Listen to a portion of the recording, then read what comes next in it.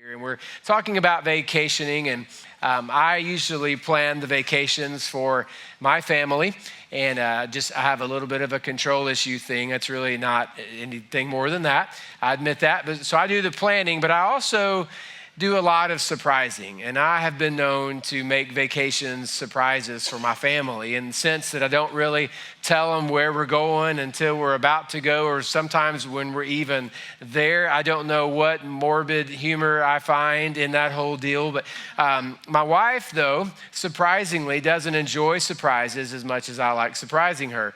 That's not really her thing, and she likes to be prepared. I think I enjoy surprises as a test. I just want to find something I wasn't expecting to see how I navigate it, see if I can get through it. And then I put other people in peril as I try just to test myself throughout my life, I guess. But I've been surprising my family with vacations and trips ever since we've been a family. And my wife doesn't enjoy it. It has nothing to do with the fact that she's not fun. She's a lot of fun to be around. She's quite funny. But she wants to make sure that she's prepared and she is packed appropriately, because she cannot pack the appropriate supplies for a trip if she doesn't know where we're going and what the temperature is going to be, what the weather will be, what the outlook's going to be, where are we going to be on the map. Like, she wants to know so she can prepare, which makes a lot of sense. And we're in this series we're calling the Summer Rules, the 10 Rules of Summer, looking at the 10 Commandments, one each week. And as the people received this originally, thousands of years ago, as the people got these 10 commandments, these 10 commands from God, they were actually on a trip. And they were taking a trip, all of them together, 1 million strong, heading to a place that they had never been. For hundreds of years, their family tree was in Egypt as slaves, and they did not get out, and they didn't travel, and they didn't explore where they were from and what was really going on. All they knew was that they had an ancestor named Abraham, and he was given a promise by God that he would be the father of a nation. And eventually there was going to be a place for them, a place they could call their own, a place that, figuratively speaking, flowed with milk and honey, which they knew meant in some way that they're going to be provided for, that it's going to be a great thing. It's not going to be a thing where they have to scrap along the way. They'll be able to work the land. They'll be able to live off the land. They'll have all that. So they're on this journey going to a place they've never been, and they get these commands as Moses hands them to him. God literally handed the commands to Moses and said, "Give these to my people." And Moses is now leading them to a place they've never been. Now, along the journey, we find this in the book of Exodus, that they realized at some point that this journey might be a little bit longer than they anticipated. They left Egypt. They walked across this Red Sea that God miraculously parted through Moses. They got to the other side, and immediately they began to think, well, what's next? So how are we going to live off the land if we're not at the land yet? Where is the land? Where's the land of promise? How are we going to get through all of this? And they began to complain, and they began to grumble, and they began to be very, very frustrated. But what does this have to do with the commandments? If we're talking about the 10 rules of summer, the commandments, what does that have to do with a hungry bunch of people who are looking for a place they've never been? Well, in Exodus chapter 20, verse 15, we have the one command that we're going to look at today. And even if you're not a follower of Jesus and you're brand new to the Bible, you've probably heard this. And while I'm there, I want to encourage those of you who are new to our church family. Some of you, I'm starting to recognize your faces after 3 or 4 weeks, and you've starting to become a regular. And I don't know what your story is up until now, but it's awesome to have you here. And whatever hurdle that you crossed to give his people another chance, whatever the case was in your story, it's good to have you here. So I don't know all of your backgrounds, but I would venture to say if we had all of you guess the 10 commandments, even if you don't know anything about Scripture, you would probably come up with verse 15, which says, "Do not steal. Thou shalt not steal." We know that's got to be one of them, and that's probably not the one that's most difficult for anyone here to follow. I'm sure there would be others on that list, but we have that command and a very lazy understanding of it would be don't do something in between shoplifting and robbery. Like there's just like this area, this gap, and all of that is just don't do that. Don't do that stuff. And we grasp that. But when they received the command, their perspective and their experience had been different than what is most of ours. So when they got this command, it wasn't necessarily just, oh, don't take something out of your neighbor's tent that's not yours. If you didn't buy it, don't take it. That's true. And as they're beginning to form this nation and have these governing laws, surely taking things that you didn't purchase that belong to someone else will be a part of that. But they had a deeper understanding because of the experience and the commitment that they had already had with God and some of the provisions that had been made along the way. And I want us to look at those today. If you have a Bible, open it up to the book of Exodus, the second book in the entire Bible. We'll be looking at chapter 16 in a moment. But after they crossed this thing that we refer to as the Red Sea or the Reed Sea, they crossed this body of water, and then the water closed back in on the Egyptian army. So they're free on the other side. They never saw the Egyptians again. Well, after they did that, they began this journey, this trip. Not much of a vacation, but they took a trip. And they got to one particular area named Marah, and they're there and they're thirsty and they're looking for something to drink. And they quickly had forgotten that God had just rescued them from oppression. He had just brought them out through this incredible act of miracle there as they crossed the sea. And now they're looking at Moses and said, man, we're thirsty. We got to have something to drink. Where are we going to drink? How are you going to provide this? And they started to complain. Moses went to God and said, help me lead these people. And God did. And so miraculously, they were able to find water. You're welcome to look that up and read through how all that happened in that just a chapter prior. So they have their water, they begin to journey on, and now they get to a place called Elim, and they're there, and now they think, well, where are we going to eat? Like, we don't have any food either, so you're going to bring us out here to die? And they begin to grumble to the point where they tell Moses, why don't you get another leader, and a leader that can take us back, because we want to go back to the way it was before, because even slaves know where their next meal is coming from, and we don't understand what's going on. We don't really even know you, and you said that God, the I Am, talked to you. We don't really know him, and we feel like we might have been tricked into all this. You're doing some magic with the water, but other than that, I'm not really sure we want to do this. And they complained to the point of thinking it might be better to go back. And so we read in Exodus 16, verse 4, it says, then the Lord said to Moses, I will rain down bread from heaven for you. The people are to go out each day and gather enough for that day. And in this way, I will test them and see whether they will follow my instruction. On the sixth day, they are to prepare what they bring in, and that it is to be twice as much as they gather on the other days. So Moses and Aaron said to all the Israelites, in the evening you will know that it was the Lord who brought you out of Egypt. And in the morning you will see the glory of the Lord, because he has heard your grumbling against him. Who are we that you should grumble against us? Moses also said, you will know that it was the Lord when he gives you meat to eat in the evening and all the bread you want in the morning, because he has heard your grumbling against him. Who are we? You are not grumbling against us, but against the Lord. So God heard their grumbling. They didn't really hear God's voice. There were moments where they heard something they thought might be thunder, but Moses was the one that heard God's voice, and Moses would go to God and say, what do you want me to say to the people? And so Moses was a mouthpiece often for God. But on the other hand, on the other side of this, the people, when they complain, Moses didn't have to go to God and say, the people are complaining. We get this picture that the people are complaining. Moses goes in his prayer and says, Lord, and he's like, I heard, got it. Hear it loud and clear. It's causing a different kind of thunder. I hear the people. Okay, here's the water. He comes back. Lord, these people, I've heard. So here's what I want you to do. And he gives them this incredible way of finding provision that was so unique and so different, it certainly didn't make sense to the people. That God was going to rain down bread from heaven, and it would be there on the ground waiting for them.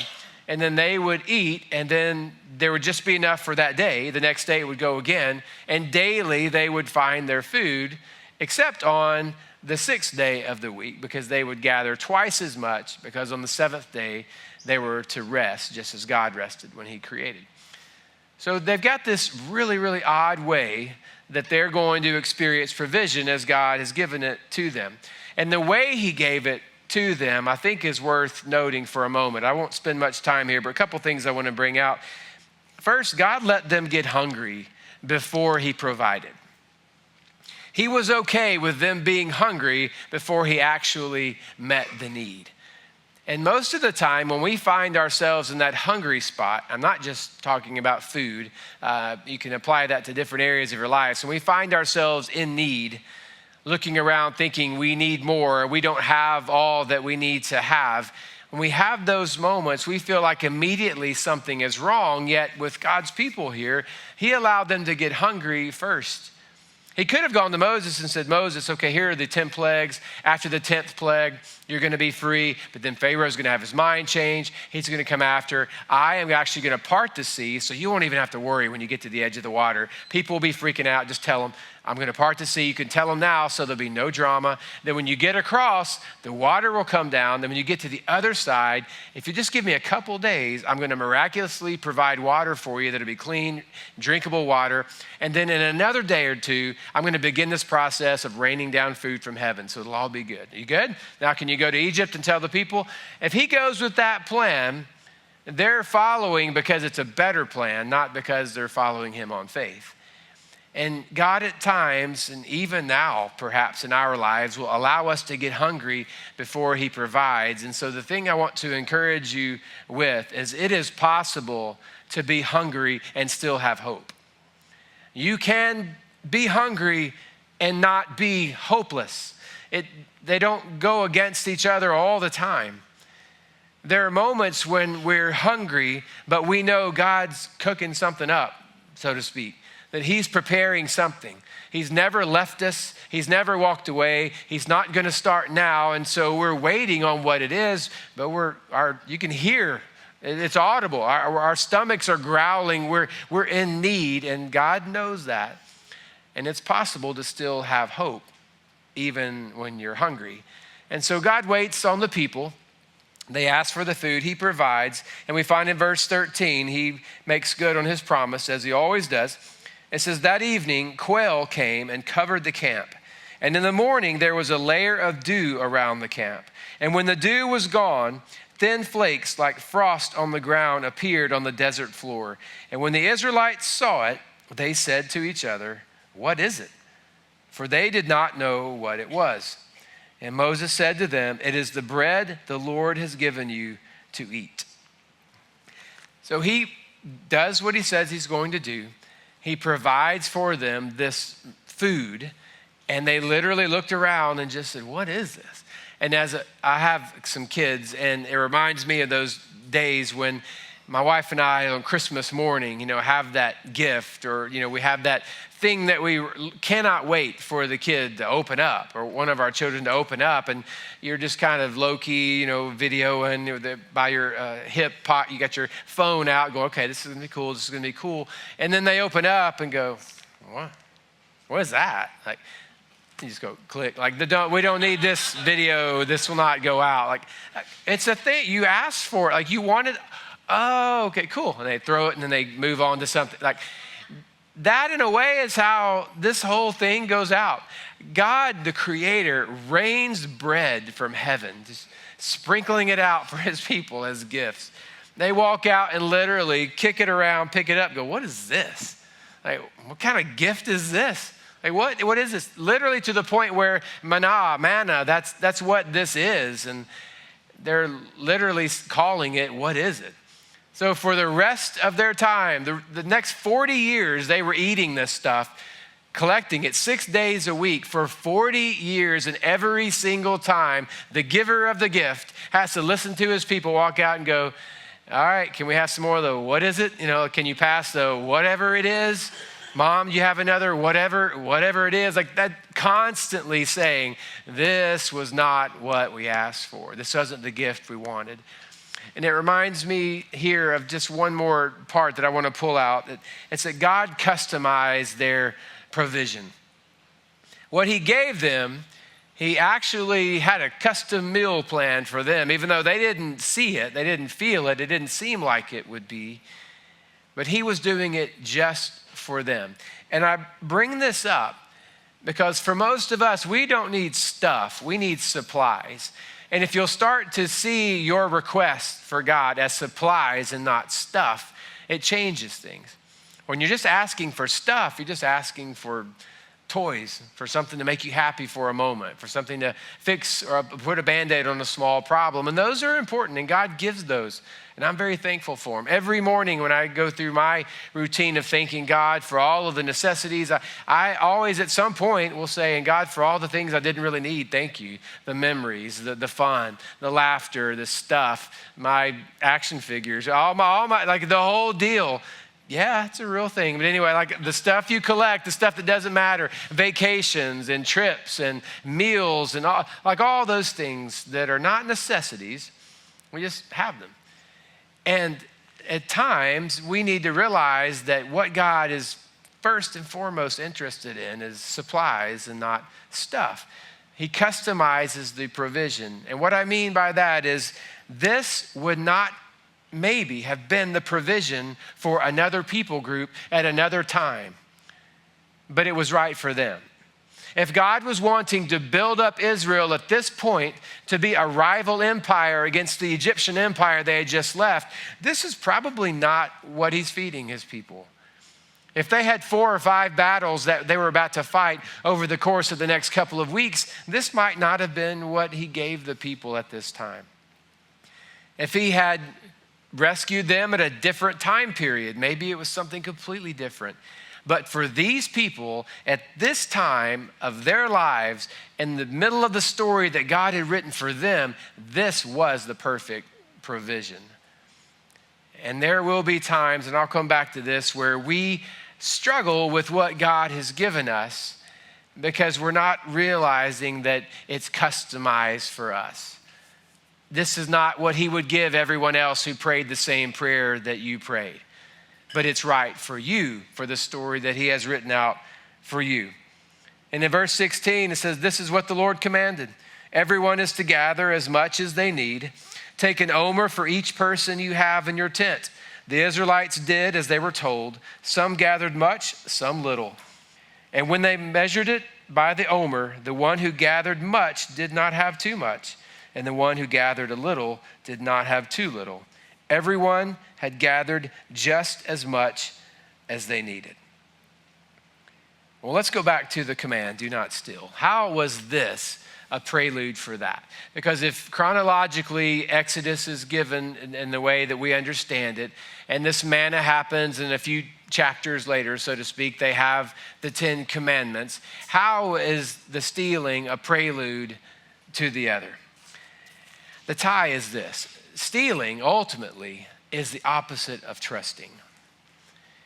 When you and I take something that is not really for us, or take something sooner than we need this thing, it's really the opposite of trusting. Trusting is believing. Trusting is waiting. Trusting is expecting. Stealing is saying, I don't know that you're going to give me what I really need, God, so I'm going to go out and take it myself. I don't know that I have the patience to wait, and God, I don't know that you understand the deadline here, so I'm going to go ahead and move ahead of you and take this now. Stealing is the very opposite of trusting. And ultimately, God was not just saying, as you govern your people, don't take things, keep your hands off other people's stuff. I mean, that's all fine. That's a part of it, but it's much bigger. He was helping them understand that they could trust him to be their provider. They did not need to go outside of what he was giving them to meet their own needs. But it's human nature, sinful nature, but human nature to think, I don't know if he's going to do this. I have this. I want to protect it. And so as people got this, what is it? And they began to collect it, there were some people that thought, well, what if this God we don't know stops giving us this? What if he's mad? If he has the power to drop bread from heaven, he's got the power to get mad and say, forget it. So we'll just hold on to some.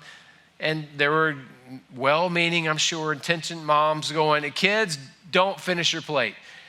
We're going to put a little in this bowl and we're going to put it aside for tomorrow, just in case we walk outside and there's not enough for us, or just in case there's not any at all.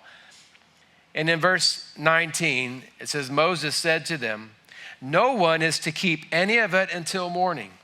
However, some of them paid no attention to Moses. They kept part of it until morning, but it was full of maggots and began to smell. So Moses was angry with them. So some mom thought she was doing her family a solid. Said, let's just take a little bit of it, put it in a bowl, put it right beside your pillow even. Just sleep by this little bowl of what is it.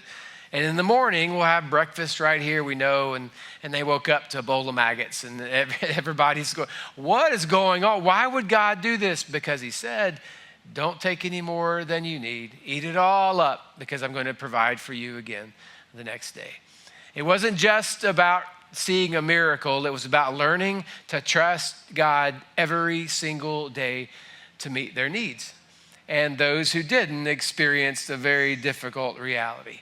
So the Lord, and we find this in the book of Exodus, gave the people this same menu for the next 40 years until they went into the promised land and were actually able to live off the land. This is what they ate over and over and over again. Back to the command, do not steal. I grew up hearing thou shalt not steal. I know it's an important command. But as I was working through this week, I thought, what is a more expansive understanding of this? Not because we need to improve upon those words. Don't feel like I'm doing that. But what is he really saying in light of all of this? And what God was saying was more than just don't take stuff that belongs to your neighbor. God was saying, trust the Lord your God to provide everything you need for the story that he has written out for you. Trust the Lord your God to provide everything you need for the story he's written out for you, for the trip that he has planned for you, for the journey that he's going to lead you on. Trust him with that. Because I ultimately think that is the struggle for us, is that we look around and see what God is doing in other people's lives. And so we try to take some of their story and apply it to ours, or we try to live off of the supplies they have while we have a completely different story.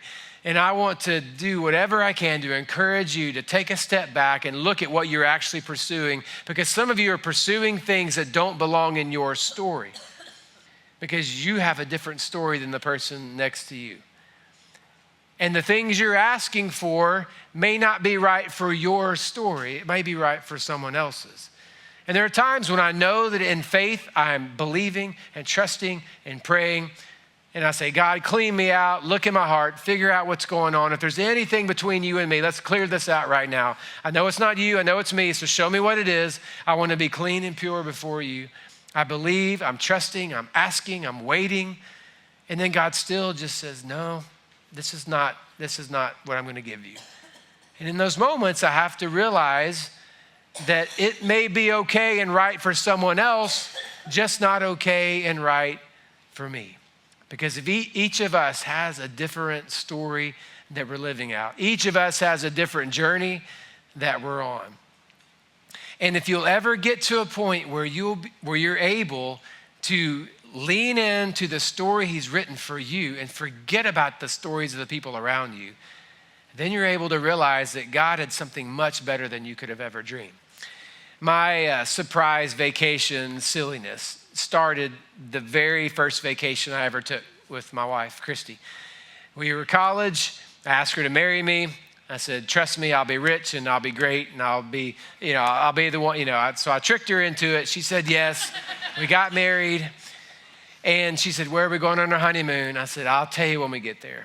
I don't know why I thought that was anyway, so had my plan and it worked out. So the night before we were to leave, she said, where are we going? And so I had the plane tickets. This was prior to smartphones. And so she saw the physical ticket and said, Jackson Hole, Wyoming. And she said, oh, yeah, it was like, open up your gifts, here we go, And then I was like, oh, what is it? That's that kind of thing. And I said, well, we're going to go to Yellowstone. And she had no concept of that whole deal. Well, okay, isn't that like a farm? That was the thought. Like, yeah, it was prior to the show, so no one knew about the deal. So she's like, I was like, yeah, like a big farm, a big farm with hills that are, huge. So I said, yeah, we're gonna go. And she said, what do we need to take? I just said, listen, here's what you can expect weather-wise and all that. So anyway, we went on our trip, and while we were there, we talked about it. I say we laughed about it. We probably just talked about it. But they talked about, if we had done the typical thing, it would have been, pack your bathing suit, get your sunscreen, make sure you got your beach towel and the blanket and all the stuff because we'll go to some tropical place, which I have no issue with. And I've become more and more of a beach guy every year in my life. But if we had packed there, we would not have been ready for this. Because we were able to go up together with our sweatshirt and our shorts, and we were in snow when we got up really high. We got below, we got a little sun. It was the most beautiful, breathtaking thing. And then we were able to go outside of the park a little bit and stand in front of the Teton Mountains and stand in front of that amazing range. And we're just in awe. And I'm telling you, some of you feel like you want to go and have the story lived out that everybody else around you is living. And you're losing your mind because you can't find your sunglasses, and you can't find the sunscreen, you don't know where your beach towel is, you're not sure, when God is not taking you there. And if you'll allow him to meet your needs and supply you with what you need for the trip he has for you, if you'll just be patient, you'll find yourself standing in front of the mountain of God in awe of what he's done. But if you choose to set that aside and pursue other people's stories, you're always going to wonder why you never have enough. And every time God gives you a gift, you're just going to say, what is it? No gratitude, no thankfulness, because you don't even understand the purpose of it, because you're asking for stuff and God wants to supply all of your needs. So I'm hoping this summer, if you have time to reflect and just stop and breathe for a moment, you can consider, what is the story that I'm trying to live out and pursue versus what is it that God's writing for me? Because one will lead you to a point of being in awe at the mountain of God, and the other will lead you to the point of being in a group with everybody else doing the same stuff, and you just feel utterly unprepared and overwhelmed. And that was never supposed to be your story.